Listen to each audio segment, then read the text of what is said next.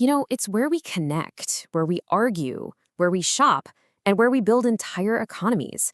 Social media isn't just a part of our world anymore. In a lot of ways, it kind of is our world. So let's unpack the huge role these platforms play in our lives, our society, and yeah, our future.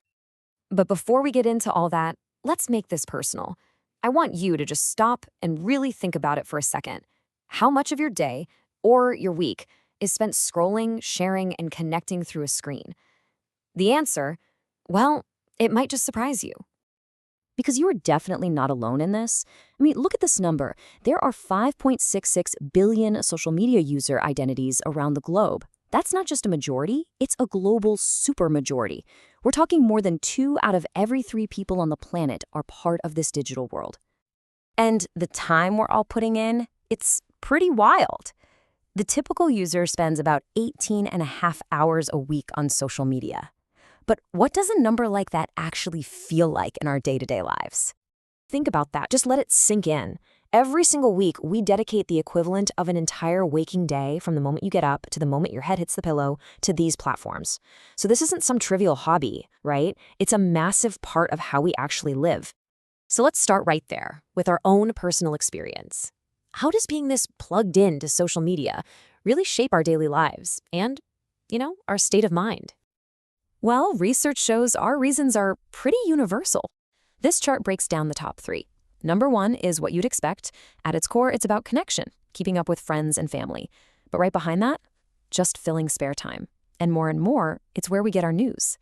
It's this mix of our deepest social needs and our simplest daily habits. And if you look at younger generations, this whole thing is on another level. A mind-blowing 95% of teens are on at least one platform. And data from the Pew Research Center shows over a third of them say they use it almost constantly. It's not just a tool they pick up and put down. It's the environment they live in. And this is where it gets really complicated, right? It's a total paradox. On one hand, these platforms are vital. They're spaces for connection, support, and creativity. But on the other hand, the U.S. Surgeon General has warned that this constant connectivity has a real cost, especially when it comes to sleep and mental health. It's a tough balancing act for everyone involved. Okay, now let's zoom out. All of that individual time and energy we're spending builds into something way bigger than our personal feeds. Behind our screens, there's this incredibly powerful and fast-growing economic engine. Welcome to what's called the creator economy. In 2024, the market size is already a massive $205 billion. That is larger than the entire economy of many countries, all built on content, influence, and connecting directly with fans. But hold on, that's just the starting line. The growth that's predicted is just explosive. By 2033, the creator economy is expected to be worth over $1.3 trillion. So yeah, this isn't just a trend, it's a fundamental shift in how our economy works. So who's actually driving this thing? Well, while big brands are definitely pouring money in, this chart shows that individual creators are still the main force here, making up over 57% of the market. And that's the real power of these platforms. They've opened up entrepreneurship to everyone. I mean, people can build entire businesses, from subscriptions to brand deals, right from their bedrooms. But all this economic and social power comes with much wider implications. On a societal level, social media is truly a double-edged sword. It can do incredible good, but it can also cause significant harm. So, on the positive side, it's become a game-changing tool for crisis management.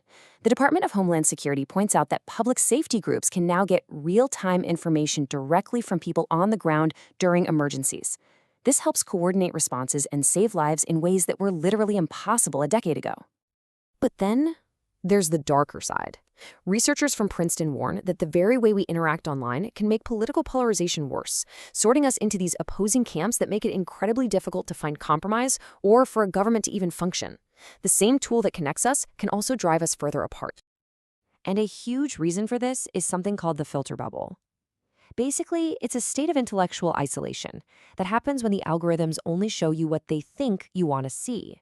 This brings us right back to that warning from Princeton, when our online world just keeps reinforcing what we already believe and hides other points of view. Finding that common ground society needs to work becomes almost impossible. So where is all this heading? Let's look to the future and explore the big trends that are already shaping the next version of our digital lives.